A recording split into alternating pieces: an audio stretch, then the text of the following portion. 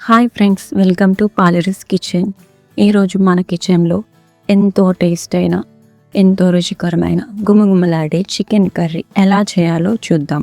ఈ చికెన్ కర్రీకి ముందుగా మనం ఒక బౌల్ పెట్టుకొని ఆ బౌల్లో 2 గరిటెలు లేదా 100 గ్రాముల ఆయిల్ వేసుకోవాలి.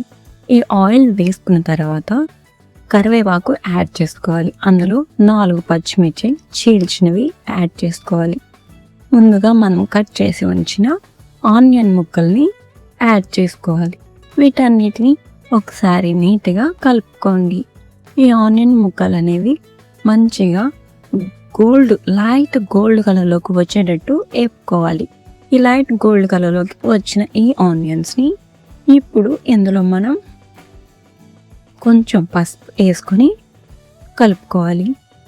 ఇందులో మనం మెయిన్ ఇంగ్రీడియంట్ అయిన చికెన్ని యాడ్ చేసుకోవాలి. నేను ఇక్కడ 1/2 kg చికెన్ని వేసుకుంటున్నాను.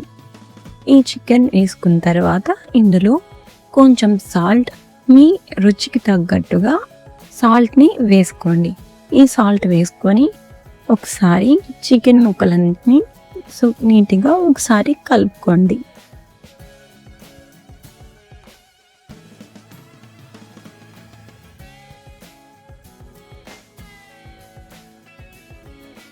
ఒక 10 minutes చికెన్ ముక్కల్ని ఉడకడానికి పక్కన వదిలేయండి.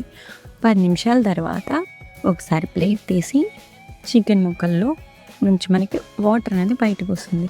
ఇప్పుడు ఇందులో మనం 2 టేబుల్ స్పూన్స్ అల్లం వెల్లుల్లి పేస్ట్, 2 టేబుల్ స్పూన్స్ కారం యాడ్ చేసుకున్నాం.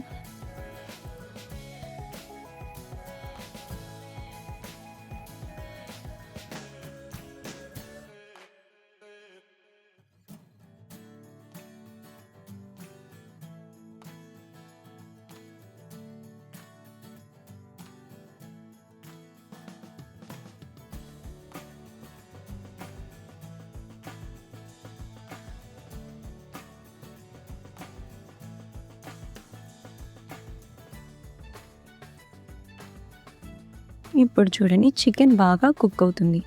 ఇప్పుడు ఇందులో మనం 2 టేబుల్ స్పూన్స్ ధనియా పౌడర్ని యాడ్ చేసుకోవాలి. 1 టేబుల్ స్పూన్ జీరా పౌడర్ని యాడ్ చేసుకోవాలి. 1/2 టేబుల్ స్పూన్ చెక్క లవంగ పౌడర్ని యాడ్ చేసుకోవాలి. చెక్క లవంగ పౌడర్ చాలా స్పైసీగా ఘాటుగా ఉంటుంది కాబట్టి చూసి యాడ్ చేసుకోండి.